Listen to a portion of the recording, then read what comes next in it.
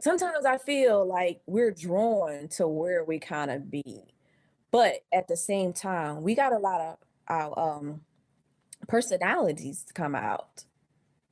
Like you got to be who you are. When you're trying to niche down and conquer your fears, it really boils down to who are you? Because no one knows who you are until you know who you are.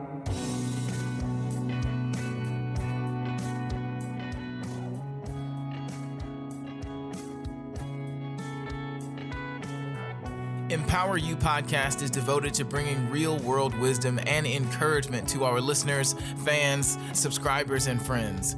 We talk about a multitude of life principles and the process from an economic, societal, and cultural perspective. We believe that in tough conversations and shared wisdom, we can pave the path and leave a ladder for the future. So subscribe to our channel, rate, review, and let us empower you. Welcome to Empower You podcast. My name is Kid Boy Cooper. I am so excited that you are here today. We have a fantastic interview coming up, and I am so excited, y'all. It's just absolutely incredible. So I want to back up really quick before we introduce our guest. What we're talking about right now is empowered investments. The reason that we're talking about empowered investments on Empower You podcast is because we have to understand what investments are in order to make good investments, right? And if you're in a community like I was growing up, where people didn't really talk about investments, people didn't really talk about the things that were necessary in order to live and have a sustainable life and lifestyle based off of the things that you're good at. And part of that knowledge comes with being able to properly understand and evaluate investments in your time, investments in your health, investments in your mindset, investments in your money, investments in your education. There's a lot of different things that go into investments. And though you may only hear about the money aspect online or with some of your favorite influencers, on Empower You podcast, we want to talk about how you become your greatest investment, right? And that's gonna help you manifest and create the wealth that you're looking for, the peace that you're looking for, the abundance that you're looking for. It's an inside out type of thing. And if you can't recognize it and see it, it's gonna be difficult for you to achieve it. So I had to get that out so that we could get the ground laid for this interview here. So we have with us today a topic, and our topic is overcoming fear, right? Super important for anybody.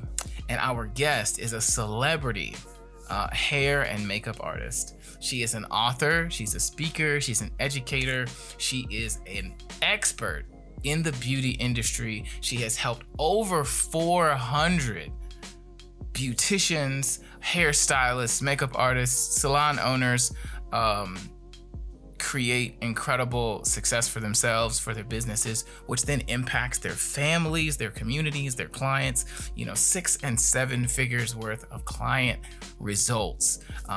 She's just absolutely incredible. I'm so glad she carved out a little bit of time for us at the end of her day. And we are very, very excited to have Miss Elisha Monique. How are you, Elisha? Thank you so much for being here. How's it going? It's going great. I can't complain. None of us can complain.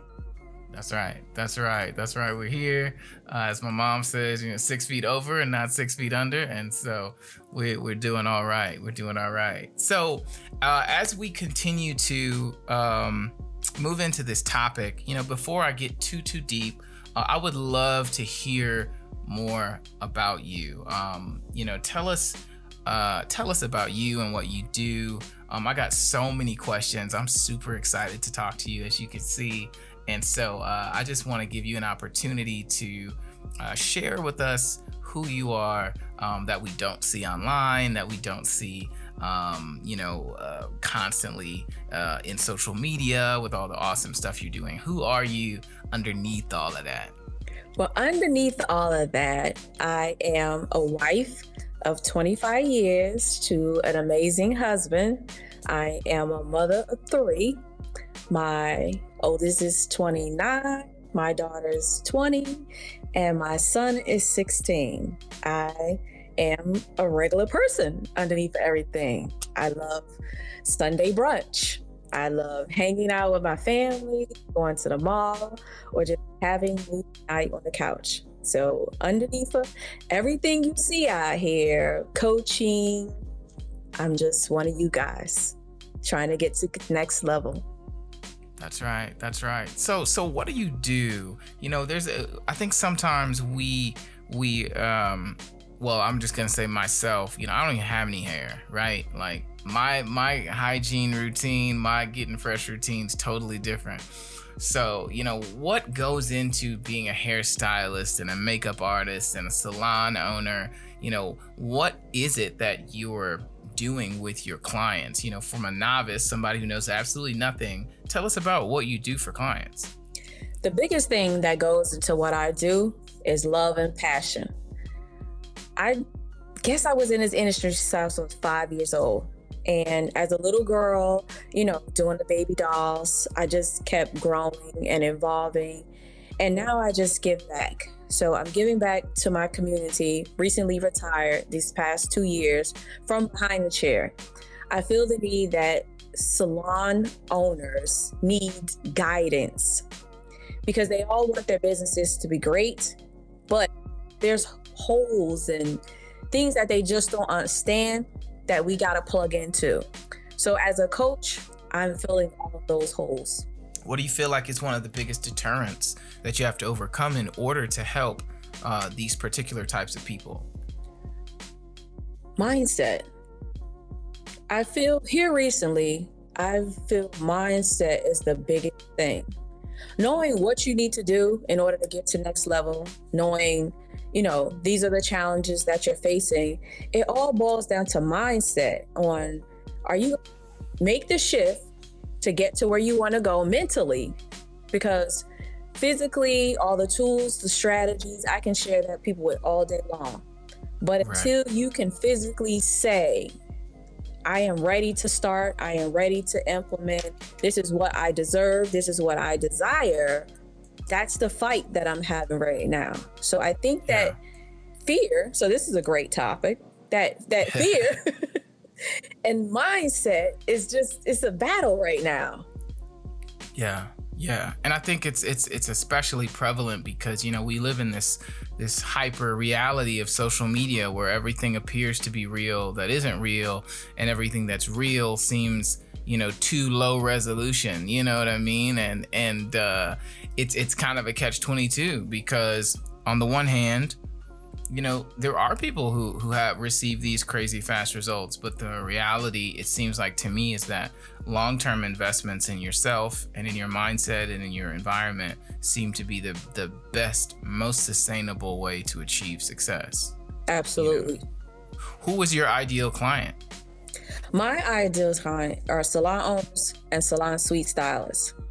My sweet spot for salon owners are those who are in business between 3 to 5 years, or salon suite stylists who are like, okay, what's next? They're looking for that next level. They've been in a suite sometime. They might want to own their own space, or they have a double suite and not quite sure how to become a mini salon. So my ideal client is just, those individual salon owners that's like, listen, I don't want to work in my salon by myself no more. Like, I need a team. Like, I'm tired. I'm trying to retire. I want to retire, but I don't know how. That's amazing. Because I was actually at a school the other day and I was speaking to a class, and one of the young ladies there said she wanted to go to school and learn how to do hair and cosmetology and things like that. And one of the things that I told her was, what else did she want to do?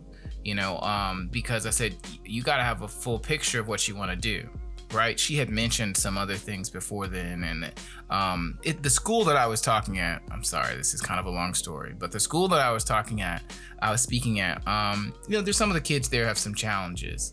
behaviorally or environmentally. There's just some challenges. And I asked them to evaluate themselves. I said, what do you feel like your biggest gives you the greatest resistance? And some people said their attitude. Some people said this and that.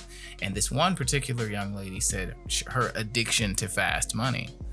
And I was like, okay. I was like, well, there's nothing wrong with making money fast. You just gotta be smart and do it legally. Like, ain't nothing wrong with making money fast. So don't feel like that's a bad thing, but what do you plan on doing? What's your process of getting this money? And she talked about having a salon and things like that. And I told her, I was like, listen, you need to be looking up to somebody who has done what you've done already. Because obviously I wasn't recommending myself. I was just saying, like, you need to start trying to see what other mentors are in your space, because there's obviously, a lot of money to be made, but then also, it's a really interesting position that hairstylists, barbers, beauticians play in a community, right? At least growing up for me, the barbershop was a sacred space. It was sacred ground. And from what I understand, that's how it is, in the salon, in the hair salon too. So what about being in those environments drew you to that? You said you started when you were younger, but what kept you there? Well, as a kid, going to the salon with my mom, first of all, as a kid, when I grew up, you didn't participate in adult conversation. You sat there, you were seen, and you were not heard. So I heard a lot. And like the student said, she wanted to make fast money. I thought it was fast money too. And I was like, I can do this. Oh my God. Like, I was so amazed at the transformations that was happening. People coming in looking like, ooh, and leaving out looking like, okay. Like, that whole, That's you awesome. as a kid, like, imagine as a kid, like, I'm pretty sure you imagine that sitting in a barbershop, looking at the men coming in, with hair all over, and they get cleaned up. You like, okay. When I grow up, I'm gonna get me some facial hair, and I'm gonna get sharpened up. And like, that's as a kid. So as I became adult, I was like, okay, this is what I want to do. I love the transformation part.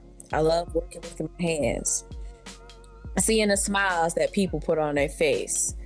But one of the biggest misconceptions is that people think this is fast money. It takes time to get to fast money. And once most people get there, they spend it fast as well. Because in beauty school, you're not taught how to manage money. You're taught how to do hair. And the reward for doing hair is making money. So the more hair you do, the more money you make. And what do you do it? You go out and buy all the fancy things, all the nice things that you want, and you do it again. Do more hair, make more money, spend more money. And you create this lifestyle that you look back and be like, what did I do with all this money I had? And I'm probably talking about myself, but I know somebody else out there can relate. Because at the end of the day, when your business is well structured, when your mindset is well structured, you're not really worried about making all this money and spending it. Your focus become, with the money that I made, what else can I do to create a legacy, to leave something behind? What other business that I can create? And those are things you don't learn in B school. That's real good. And I think that mindset shift makes you safe for money to come to, right? Because money can come to you fast and it can also leave you quick. Yes. I feel like wealth and abundance almost has its own personality. It does. It desires to be used in a certain way. And if we don't, it will find every excuse to be gone. That might be a little, I don't know, that might fly over some of y'all head, but it's just the truth. I believe, because I've experienced the same thing.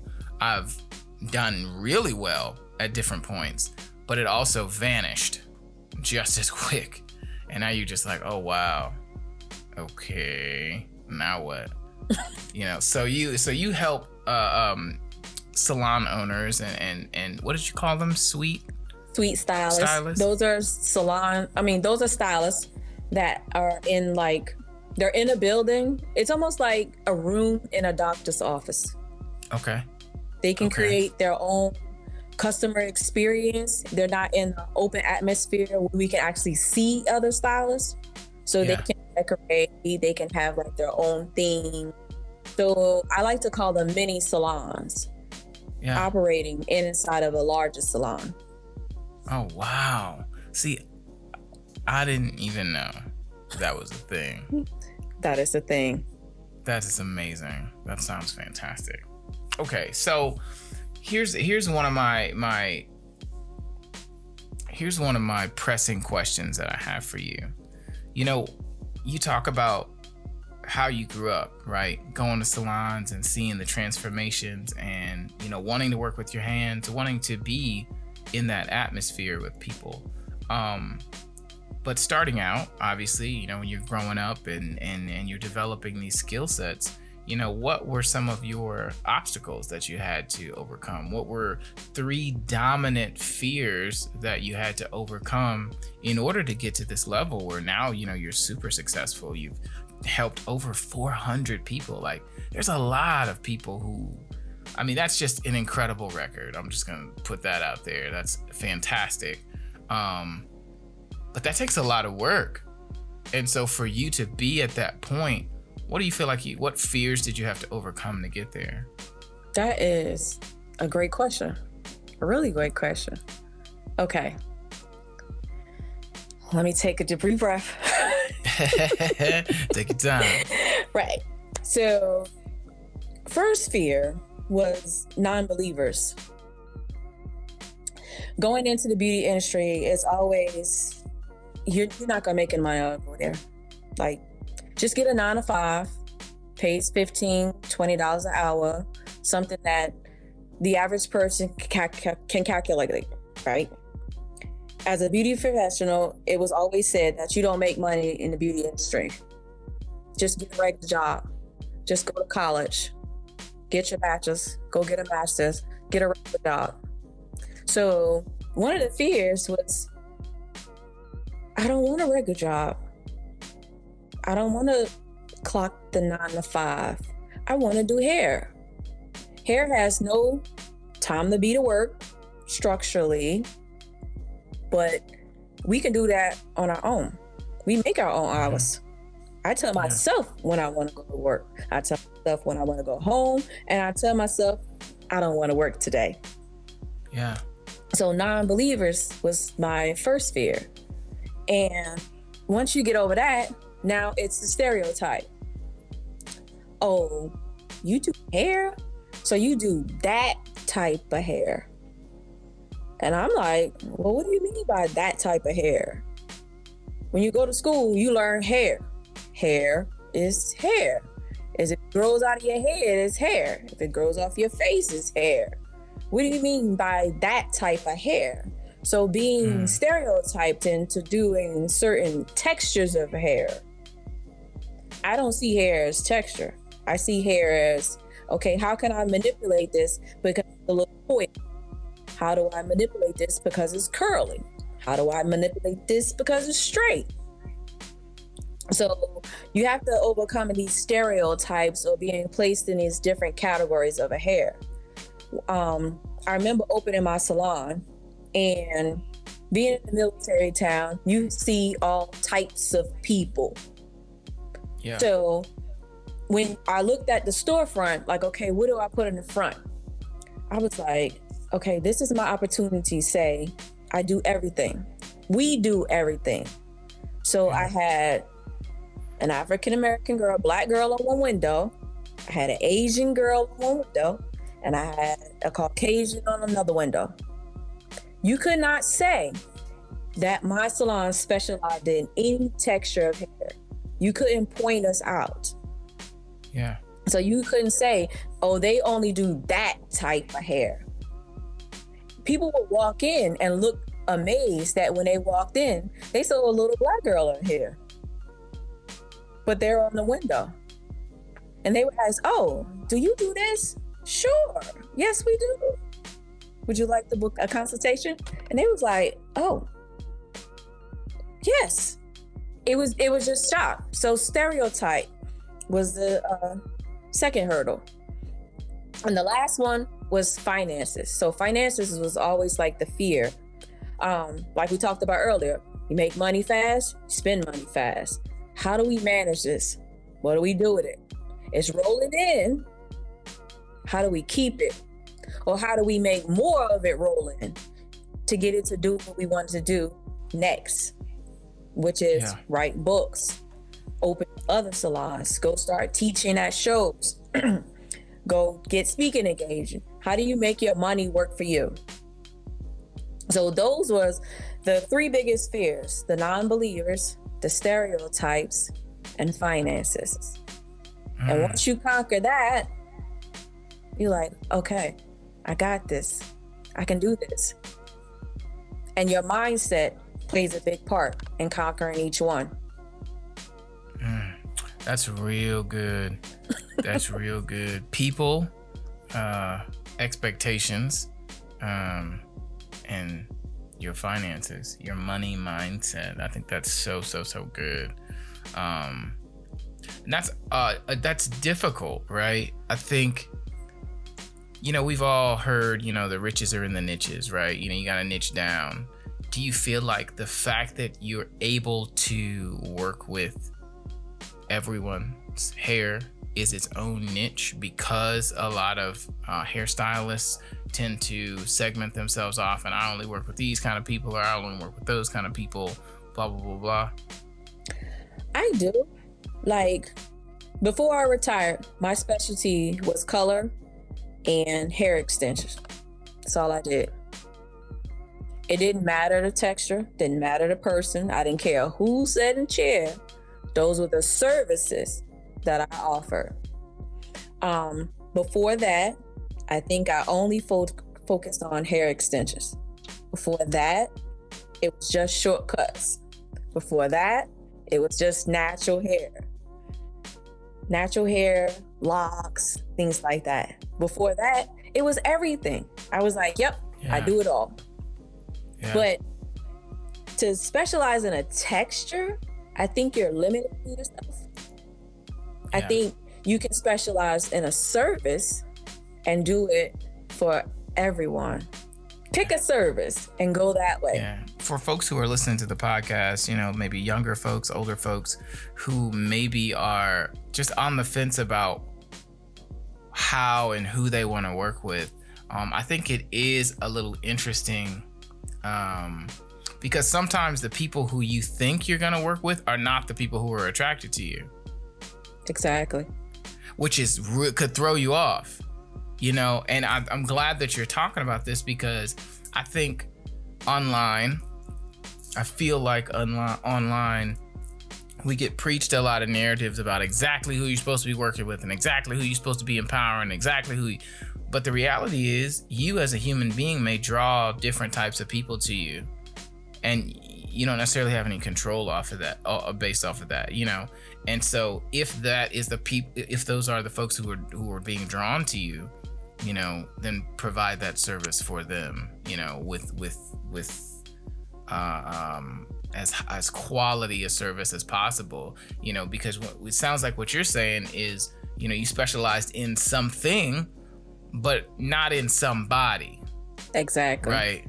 That way, you know exactly what you are providing. However, you don't got to feel no kind of way. And I'm open to whomever is looking for that in particular.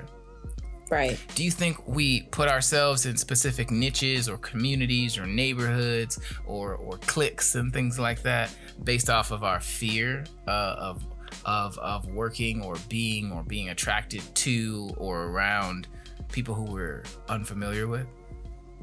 I think we do. I think it's the fear of, like, being military. For me, I always moved a lot. So I guess my mentality is stick me anywhere I just have to figure it out. Because when you're in the Yeah. military, you never know where you're gonna go. You might know the state, you might know the city, but you don't know the groups and the cliques and the people. Like, you don't know that. You just hear Yeah. and you make the best of it. So I think a lot of times when we're trying to figure out who we are and where we belong, we look for the cliques and the groups to try and like get grounded. I don't even think that's not the right word, but to kind of get going, or to, Yeah. sometimes we want to be accepted. Yeah. When in actuality, you don't. Like, I've never been to like the group, I call it like the groupie, cliquey type person. Yeah. Yeah. Stick me anywhere. I'm like, okay, what's going on over here? What we doing? What we got going on? Oh, we quiet? Okay, let me be quiet. I'm too loud. Okay. I'm sorry, y'all. And then you might be, oh, wait, we turning up. All right, we gonna turn up. Oh, wait, we gotta be classy. I'm sorry. We gotta be really elegant over here. Sometimes I feel like we're drawn to where we kind of be. But at the same time, we got a lot of our personalities come out. Like, you gotta be who you are. When you're trying to niche down and conquer your fears, it really boils down to, who are you? Because no one knows who you are until you know who you are.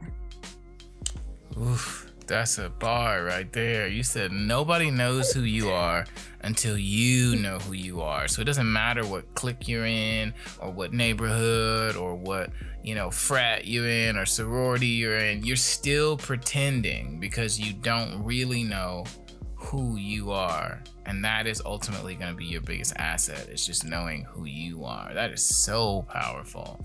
I think Exactly. I think our fear of standing out, our fear of being as big as we could be, causes us to seek safety in other people's approval, causes us to seek safety in other people's validation. And I think, while validation is fine and we all desire that to be accepted in some way, shape, or form, I do think it's counterproductive for those of us who are meant to be leaders, because leaders stand out. Yes. And I'm hoping that all of you who are listening to this podcast are understanding my intention for saying this. I'm not telling you not to seek community. I'm not telling you that you don't belong. What I'm saying is that it is okay for you to stand out.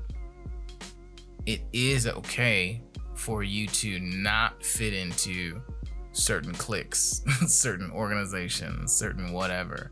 That's fine. You're not a loser or weird because you don't fit into that person's clique. You may, be years, moments, weeks away from really discovering who you are, which will inform you on what environments you need to be in. So I think that's really, really good. So, you've overcome a lot of things, right? You've moved around a whole lot. You have mastered a lot of different hairstyles, as well as hair textures and services, and even the craft of generating resources within your skill set. Because, there's a lot of folks who are good at making money, but they can't make money doing the things that they care about. And there are a lot of people who do stuff that they care about, but they can't seem to make any money doing it. And you have done both, which is wildly incredible, and it's inspiring.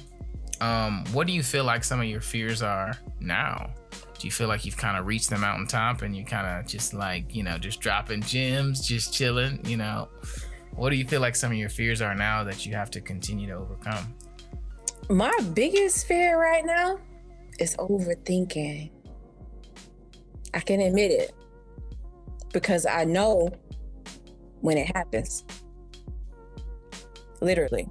It's almost like when you've overcome so many fears and you get to another one, you like, okay, wait, what is this? What's going on?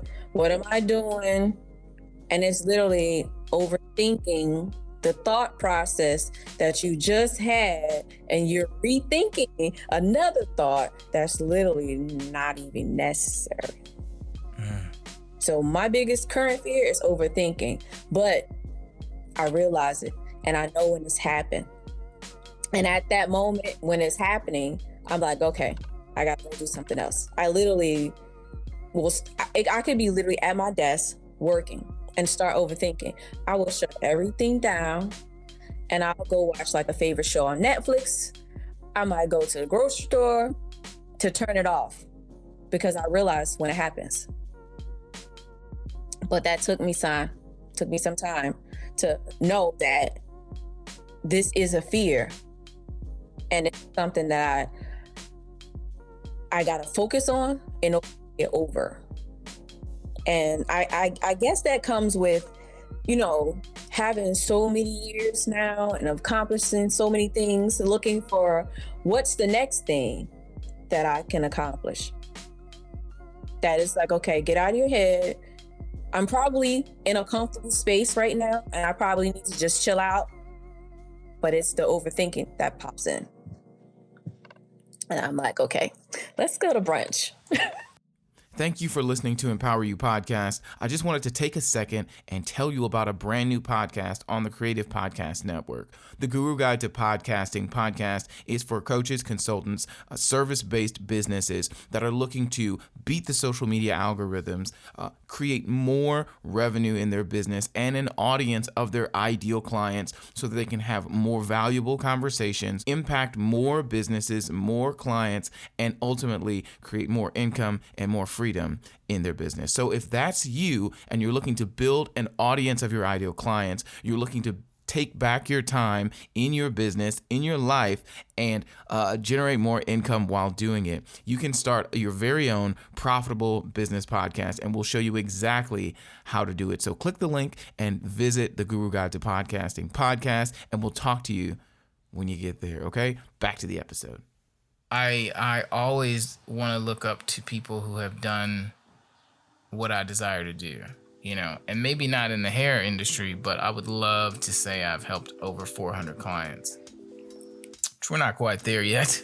Got a ways to go for that. But I do think it's really interesting that even at the level of business that you're operating in, the level of success you've already had, you still maintain a level of diligence in evaluating and making sure that your mind stays sharp, that you're not creating more complications for yourself mentally, that you're overcoming, just stories that you're telling yourself, and I think it's interesting because we forget about that kind of stuff. We see people on social media or on TV or shows and stuff, and we just assume people got it all together and everybody's this and everybody's rich and everybody's all, you know what I mean? And so I always think it's interesting to hear, the realness behind what super successful people like yourself are thinking about, which is none of the stuff that other folks are thinking about. They're thinking, oh, well, she must have all this money. And you just thinking, how do I make my life the best I can make it without overthinking? Absolutely. What do you feel like one of the major issues that you encounter with your clients is? You spoke already about, just their mindset, but what do you feel like the triggers that you feel like you keep coming up against? Because they'll come to you and they'll tell you all their problems. They want you to help them fix it, and so you start fixing it or you start giving them instructions, but where does that fear kick in? How does people who are listening to this know when you're not just trying to think through something, you're just scared? You know what I mean? Like, this is not, you can't call this logic. You're not taking your time. You're just scared. Like, how do you combat that? How does that manifest itself with your clients? Well, that's a really great question. Oh my God. Okay. So the biggest thing with my clients is the unknown. We fear the unknown. So when we're talking, they're pouring, they like they know what their challenges are. They know sort of what the solution can be. They're hesitant on implementing. But it's what's going to happen over there. I don't know. So a lot of them fear the unknown. If it's not mindset, they fear the unknown and their value. It's like that high level value. So they have value, they understand their value, but it's the high level value. So between that and the unknown, literally is a battle. Strategy, they can handle strategy all day long. They can implement, they know how to take action, but they don't know what's going to happen after they take action. And I'm like, just go do it. Just do it. Could you get it done, please? Because whatever problem that we may face, we won't, because you're not going. Just go. And then come back and let you know what happened.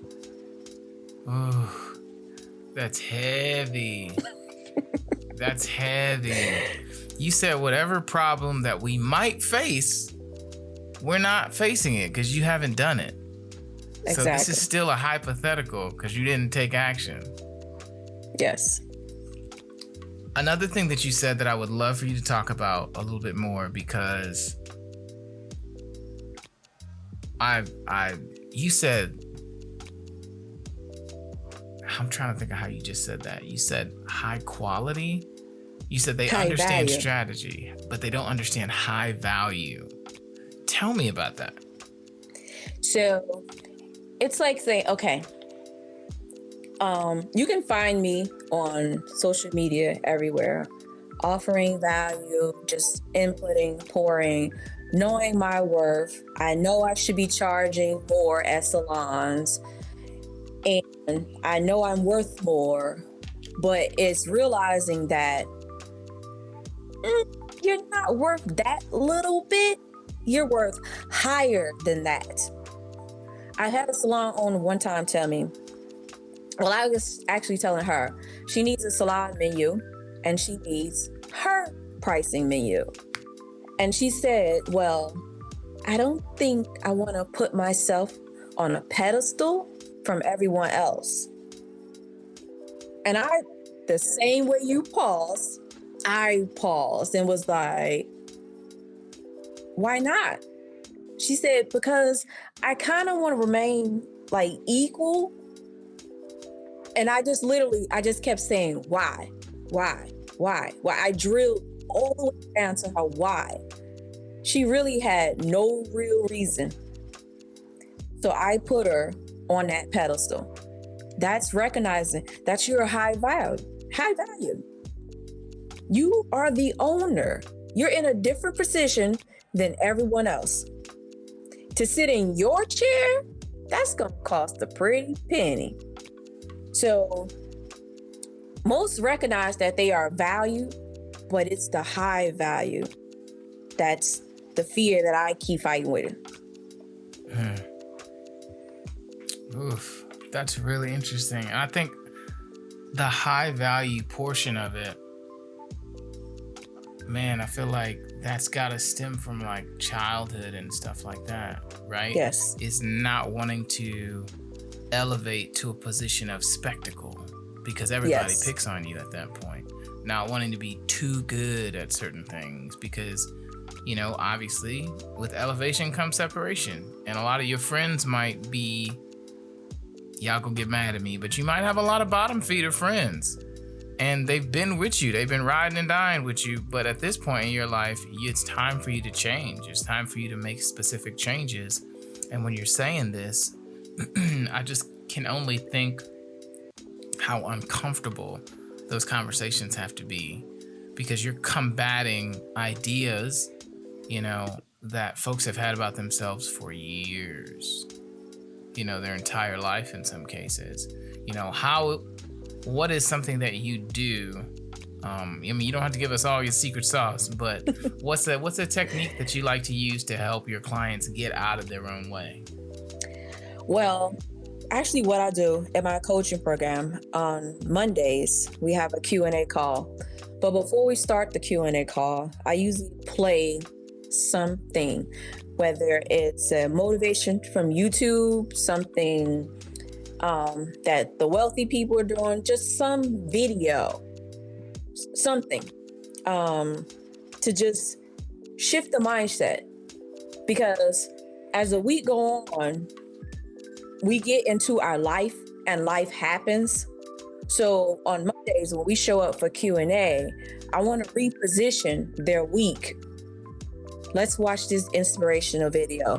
It could be, we've watched from Kobe Bryant to Steve Harvey to authors speak, TEDx talks. And it's literally that 10 minutes, that first 10 minutes. And I'm like, what did you get? Somebody be like, I needed that because whatever. I'm glad you shared that because I was thinking this. And it's literally just, hey, watch this piece, absorb this, get your mind right for the week. Let's move forward. Yeah. Wow. That's good. That's good. You got a lot of thoughts going right now. I got a lot of thoughts going. I think, oh, wow. That's good. Especially on Mondays, especially when you're trying to readjust yourself. Because what they don't tell you about becoming something is all of the Mondays involved, right? All of the days of waking up and just doing a lot of stuff you just don't want to have to do, or staying up super late doing things that you don't want to have to do. Reading, learning, growing, trying things that are not working out, like the trial and error alone can kind of stamp out a lot of your motivation. And so listening to you, it makes a lot of sense what you're saying, because we need that, right? We need to constantly be reminded that what we are trying to achieve is not only possible, but it is possible for us individually. And I think when you get caught up in the mix, you can kind of forget, just like, what am I doing all this for? Because right now, like, all I know is that this sucks at this moment.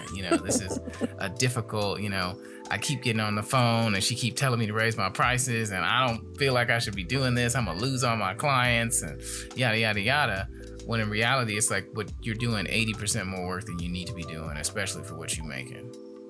Exactly. You could work with 2 of them clients and be making the same amount of money as you making working with 20 of them. Yes. And you get rid of 18 headaches. You know what I'm saying? I actually had a client that did that. When we started, she was doing 10 heads a day. And I asked her, I said, well, what if you do 7?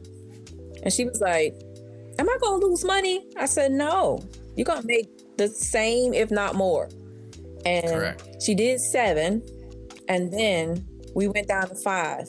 And then one day, I think around a holiday, she got super busy and did 7 heads a day. And she said, I'm exhausted. I said, but you used to do 10. You can't handle 7. You used to do 10. She was like, I don't know how I did that. She was like, I make more now doing 5 than I did doing 10. And she's trying to figure out how I only do 2. Listen, that's powerful. Because I think, especially as Black and brown people, we really gravitate towards volume, right? Yes. You gotta have a lot of this or a lot of that or a lot of, recognition or fame or followers or whatever like that. And I think sometimes we forget that we're allowed to be high quality, not just wear high quality, right? Not just try to impress people, but we are allowed to be high quality, a high quality experience, a high quality service, a high quality business owner, in incremental steps. And for me, my father, who was a terrific man, who taught me so many things, he taught me and my brother how to work, and so I grew up watching him work a lot of hours. And so growing up, I always assumed I needed to work a lot of hours, yes. And I did that well into my, late 20s. And I'm thinking to myself, there's gotta be a better way to do this. I'm watching the guys who are older than me, starting to develop health issues, start developing problems, start needing surgeries, and having bulging discs, and they doing the same kind of work I'm doing. So I'm like, ooh, okay, I don't know if I like this trajectory, and so I think just the humility that your client showed to actually execute, right? Because I'm sure she was very afraid she was going to lose a lot of money by taking her workload down. Yes, definitely fearful. Yeah. What do you feel like, for all of us who are listening, or for all of the folks who are listening, who are in various stages of their life, what are the top fears that you feel like they need to take hold of in order to move into the next phase of their life? Our whole country is in a little bit of an interesting state, and it's going to affect people. And I don't believe that because this is happening, you're gonna experience. I believe you create your own reality, But I do believe that reality is predicated on the fears that you do or don't subscribe to. Whether it's a fear of lack, whether it's a fear of not being accepted, whether it's a fear of somebody cheating on you, or whatever it is, you're creating that by being so hyper focused on it. So, what do you feel like for our listeners are some of the top three, or it doesn't have to be three, but some of the top fears that people have to lay hold on if they're gonna break out of the situation that they're in? I think one of the fears is belonging. Like, we see now where you have to be in a certain class. Like, you have to show this quote unquote type of lifestyle. Flashy cars and jewelry and planes and traveling. I'm like, listen, I love traveling, but I don't want to show y'all every time I get on a plane. I just want to get on the plane and go. So I think we have that fear. We have to show that this is what we have. Like, we have to belong. You don't have to. My mother used to always say, you don't have to do nothing but stay your color and die. I never knew what that means until I became an adult, because it was always, I got to do this in order to be accepted, in order to belong in the good group. I got to act this certain way. I have to do these certain things, and that's not true. I think if we get over that, we have to belong in a certain category, and just do you. Like, do you, boo? If you loud and like to turn up, go for it. Like, who is anyone to say, no, you can't do that? You have to act in this manner. If you're not harming anyone, you're bringing success to yourself, then act how you were naturally born and intended to be. Don't feel like you have to belong. Another fear is emotional fear. Like, you emotionally have to feel certain ways. Why?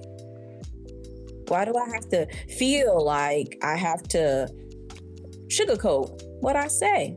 Now, I might offend some people, because if something don't seem right, sound right, the math ain't mathing, I'm gonna be honest. That's just me. I've learned that I don't want to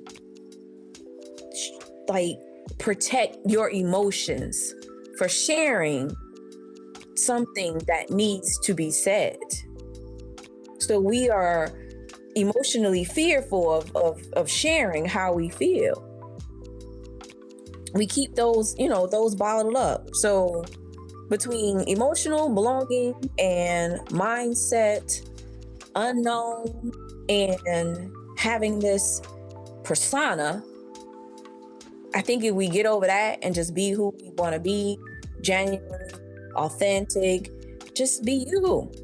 At the end of the day, true colors are gonna come out. We see that right now. We're not gonna go into that realm, but everyone's true colors are coming out. So for you to still sit back and say, oh no, that's not how you're supposed to act. You're supposed to do this. If we get rid of those, I think we'll be okay. Yeah. That's very, very good. I hope y'all are listening. These are major life altering fears, right? That we can go our whole life coddling these fears. Yes. And creating all of our decisions around trying to protect ourselves from experiencing those fears. Yeah, that's really, really good. Man, you got me thinking back, right, about my own journey and how much time I've spent trying to be acceptable or trying to fit in or trying to not hurt people's feelings, be the good guy. And ultimately, it really doesn't matter. I want to get a thought exercise from you. You've shared so much, and it really hits for me because I think right now, especially in this season in society, we really have to understand who and what we are, right? You said that earlier, that your greatest asset to your business or anything else is knowing who you are. And I think that is just so big because we are always inundated with images and ideals about who we're supposed to be, but we're never celebrated for just being who you are, not as a Black person, not as a female, not as a whatever you identify as, just as you, for the intrinsic value that you bring to the environments that you're in. And I think we're missing that, because everything is based off of some metric, some algorithm, and we lose our humanity to all of that. So if you could give us a thought exercise, that would be really great. But I have one question before then. Okay. What is one piece of advice that you wish you had earlier at the beginning of your business that you give to your clients now? Ooh, that's a good one. Okay, let me see. The best thing that I can say is that you are in competition with yourself. As much as people say, understand your competitors, know who's out there, who's doing what you do, and you should find mentors who are doing what you do and what you want to do, aspire to do. At the end of the day, you are in competition with yourself. Nope, nobody else. So if you wasn't your best self today, you got tomorrow to be your better self. And if that wasn't good enough, then the next day you compete with you. And you compete with you until you get to where you like, okay, this is me. I am happy here. I am good. Okay. Yeah. I don't like that part no more. Let me compete with myself again. What's my next level? Where should I go next? So I would say you are in competition with yourself. Wow. That's really, really good. You are there to compete with yourself. Oof. Elisha, thank you so much. I really appreciate it. I think especially for young people, there's a million things to be afraid of and worried about. And I think if we keep on subscribing to fear politics and fear antics and everything you should be worried about, we just won't get anything done. And we can't really be gifted. You can't really be yourself because you're just always so nervous about everybody else's reaction to it. And so what you're sharing is so important. And I just truly appreciate you taking some time to share with us. One more thing. How can people get a hold of you, engage with your services, engage you as a mentor, as a coach, as a speaker, or if they wanted to book you for some virtual conference, or have you maybe come in and talk to their kids, or offer some kind of mentorship hours? What would be the process of reaching out to you and contacting you? And then I would love to get a thought exercise from you. Absolutely. So to reach me, just head on over to my website at ElishaMonique.com, or you can find me in the social media streets, Elisha Monique _educator on Instagram, or just Google Elisha Monique. Wherever you see a blue shirt, royal blue, it's my color, that's me. That's love. That's love. All right, y'all heard that. Elisha Monique in these internet streets. All right. And ElishaMonique.com, is that what your website is? Yes. Awesome. So ElishaMonique.com, you're going to see all that kind of stuff in the show notes. So make sure you reach out to her, leave a comment, a rating for this episode. Go to her inbox, tell her thank you for dropping so many gems and giving me permission to be free from some of the fears that you are inevitably facing, because we all got fears, and you ain't got to front on Empower You Podcast. We all been there. So Elisha, will you do us a favor and give us a thought exercise, something that we can work on, something that we can start implementing right away, to help us start to overcome some of our fears, our worries about not being accepted, about being excellent, about being talked about, worrying that, we'll make too much money or we'll never make money, or, all the different things that are constantly running through our minds. If you could give us a thought exercise, something that you use, something that's helped you, we would love it. And the floor is yours. Thank you. Thank you for having me, by the way. You guys are amazing. Thank you for listening. I appreciate you. One of the things that being here and you asking this question made me remember something that I used to do. I stopped doing it, and I'm probably going to pick it up after this. But journaling specifically at the end of the day, what happened today, the great things that happened today, and the not so great things, meaning like whether you didn't accomplish your to-do list, or something that made you scared, or something that challenged you, but balance that with the great things that happened today, like listening to a great podcast, finding another great mentor, or just researching whatever your ideas is, getting a little bit of clarity on that. So I recommend journaling the good of your day and the challenges of your day. That way, as you lay your head down, you go to bed, you can subconsciously process, what are the good things that happen? And how can I continue to be great, get over some fears, and move forward in my next day? That's really, really good. That's really good. I journal, but this is next level journaling. I don't write down the challenges of the day. I normally will write down some of my observations from the day. I'll write down my gratitude, and I'll write down my list for the next day. Right? My desires, gratitude. It's like status, gratitude, desires, list.